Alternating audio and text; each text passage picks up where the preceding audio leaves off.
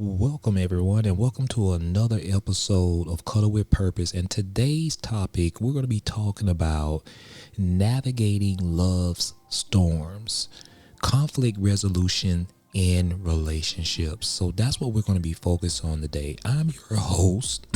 I'm your host, Samuel Richardson, and today we're going to be diving into the delicate yet critical art of conflict resolution in relationships and marriages. You see, we all know that storms will come, but it's how we sail through them that defines our love stories. So in this first segment number one, we're going to be talking about understanding conflict. Conflict is an inevitable part of any relationship, okay? It can stem from differences in values, communication styles, or simply the chaos of life. And one element when you're in a relationship, it is essential, it is crucial to understand that disagreements don't signal a failing relationships. It doesn't, not at all. Rather, disagreements, they can give you opportunities for growth in that relationship. That's what I want you to understand in segment one in understanding conflict is that you're not going to agree on everything your spouse or your boyfriend or your girlfriend or your fiance is saying. Y'all going to have disagreements, but it's okay to disagree, right, with one another, because it gives you a certain element of growth and being able to have an opportunity to grow with your significant other's opinions, because their perspective may not be something that you agree with, essentially, but later on down the road, you may be understanding where they come from, and then you can learn how to adapt and have a balance in that relationship. So let's go to segment number two. Active listening.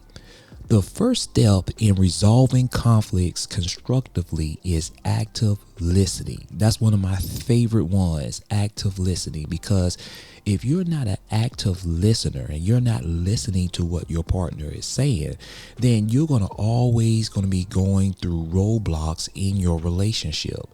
So one of the things that you can do in this segment two of active listening is that you can encourage each other to express feelings and concerns without interruption.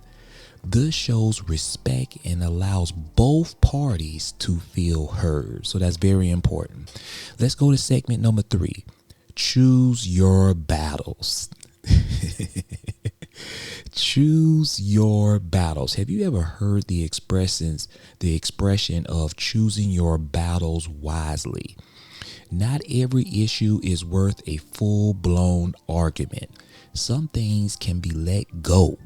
Learn to let it go and move on to the next one, right?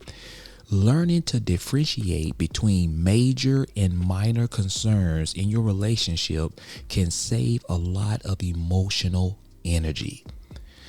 Now, if you got all that, you can pause it and you can rewind it and go back to segment number three and choose your battles, because that's my personal favorite. But let's go ahead to segment number four. Stay calm and respectful. When conflicts escalate, it's easy to let emotions take the wheel, but try to stay calm. Avoid name calling or disrespect. Keep in mind that you love this person in spite of, and your words matters. I am a big believer is that your words can be used to build and support your partner, or it could be used to tear down your partner. Which one you want to do with your words? Segment number five. Emphasize and validate.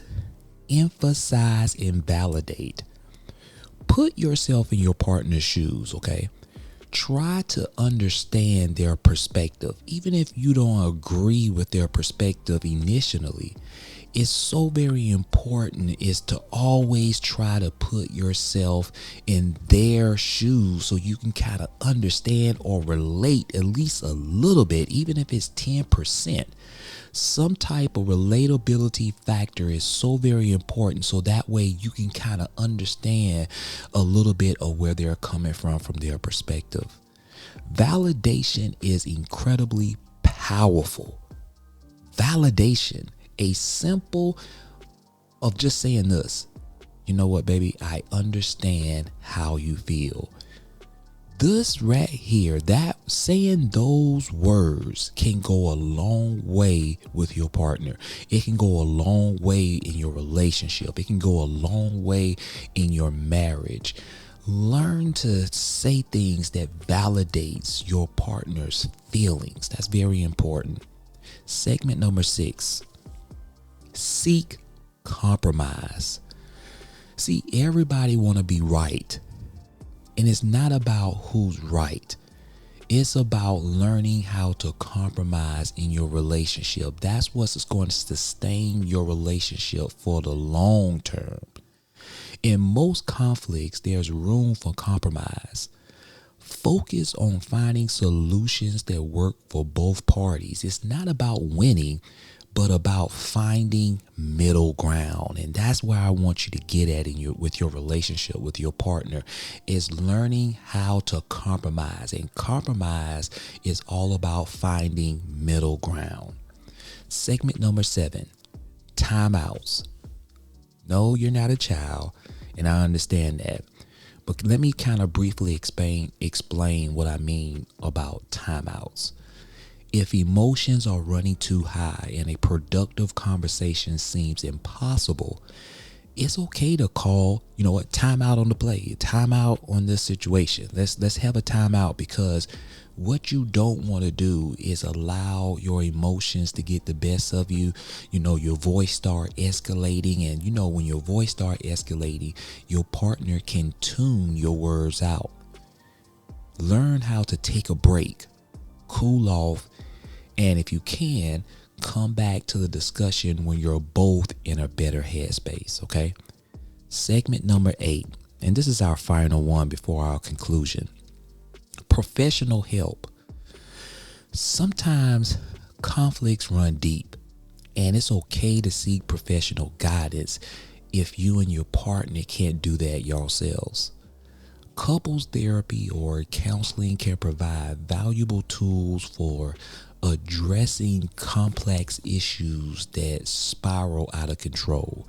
So it's so very important to rear it in, and you could possibly rear it back in and come back to having a strong foundation by going to couples therapy.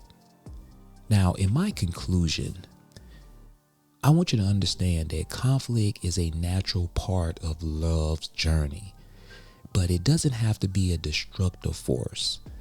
By practicing active listening, choosing your battles wisely, staying calm and respectful, emphasizing, seeking compromise, taking time outs, and knowing when to seek professional help, you can weather any storm that comes your way. Thank you for joining us on this episode of our podcast, Cuddle with Purpose, Navigating Love Storms. Remember, a ship in a harbor is safe, but that's not what ships are built for.